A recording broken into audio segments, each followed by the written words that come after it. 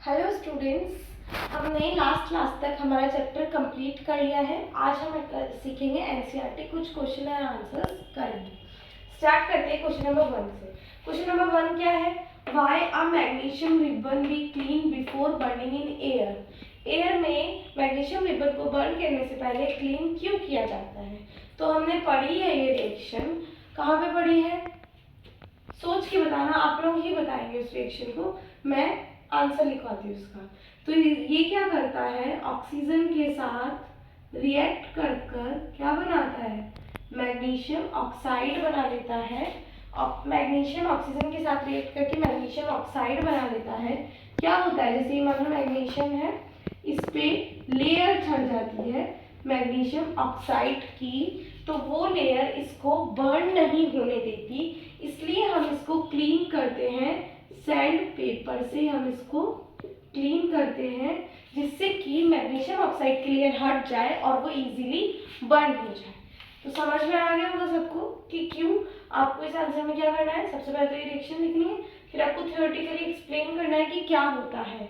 तो आप लिखेंगे magnesium when combined with oxygen it will form magnesium oxide. After that a layer was formed on the magnesium metal and which we are cleaning with sandpaper to remove this layer so that magnesium ribbon will easily burn in the air.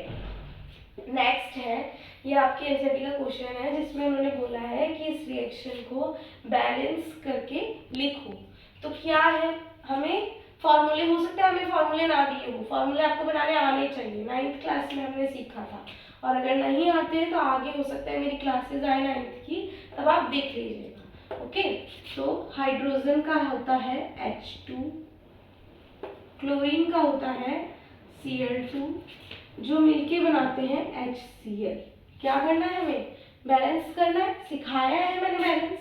तो कैसे करते हैं, वापस से एक बार refine करा देती हूँ। बॉक्स बना दीजिए,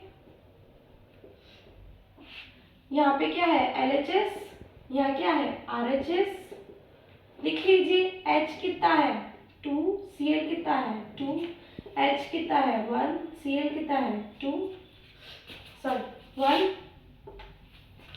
यहाँ पे दोनों 2 2 है। सबसे पहले क्या करते हैं, याद कीजिए, पहले मेटल, फिर नॉन मेटल, फिर ऑक्सीजन, फिर हाइड्रोजन। यहाँ पे मेटल नहीं है, यहाँ पे सबसे पहले हमें क्लोरीन को करना पड़ेगा। तो क्लोरीन को करते हैं, 1 है 2 बनाना है, इंटू 2 कर देंगे 2 बन जाएगा। तो 2 से मल्टीप्लाई कर दीजिए। ठीक है, अब देखिए ये 2 बन गया, हाइड्रोजन भी 2 हो जाएगा। अगर यहाँ पे 2 से मल्टीप्लाई करेंगे तो ये भी 2, ये भी 2 हो गया। चेक कर लेते हैं, हाइड्रोजन 2 है, यहाँ पे भी 2 है, क्लोरीन 2 है, यहाँ पे भी 2 है। हो गई ये बैलेंस। देखते हैं next question.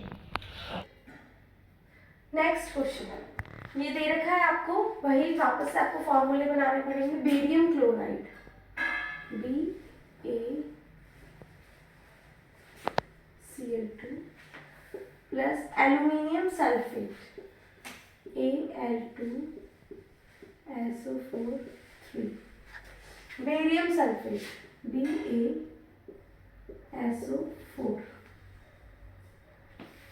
Plus aluminium chloride AlCl3।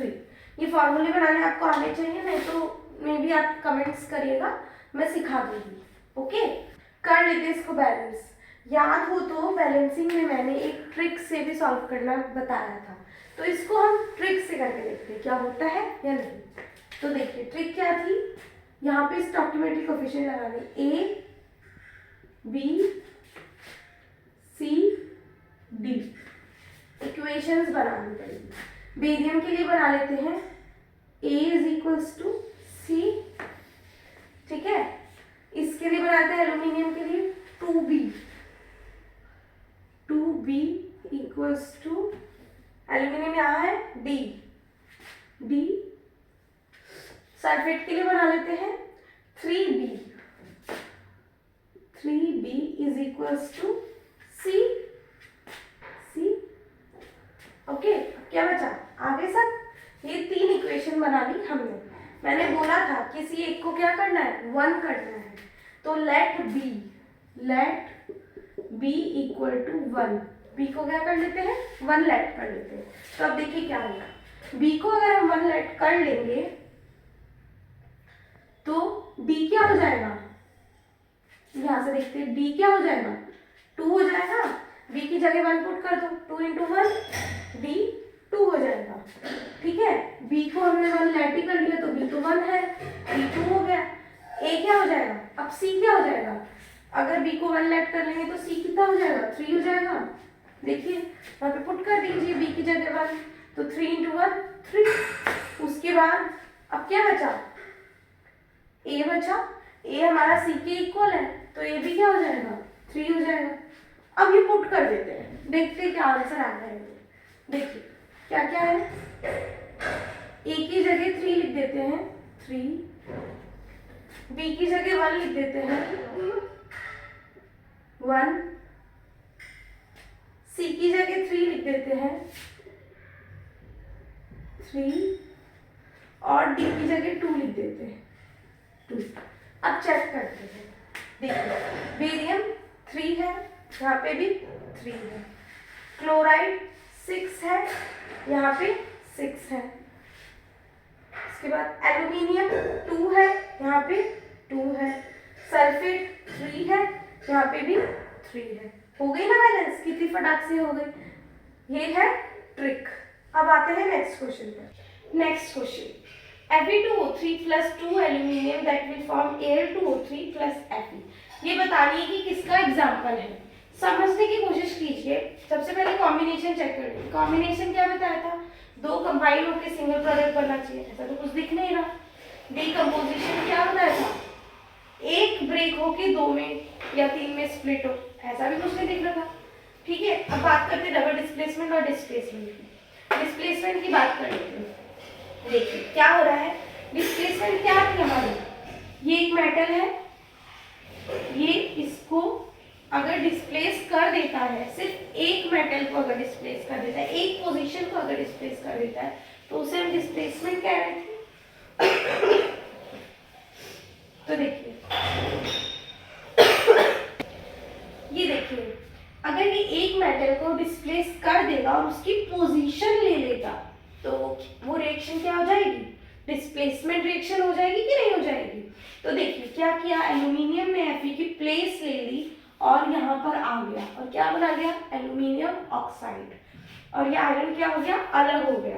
तो ये कौन सी रिएक्शन हुई, डिस्प्लेसमेंट रिएक्शन। डबल डिस्प्लेसमेंट देख लेते हैं, डबल में क्या होता है, 2 डिस्प्लेस होने चाहिए, पर यहाँ तो 2 डिस्प्लेस नहीं हो रही, सिर्फ एक ही डिस्प्लेस हो रहा है। तो कौन सी हो गई, डिस्प्लेसमेंट रिएक्शन।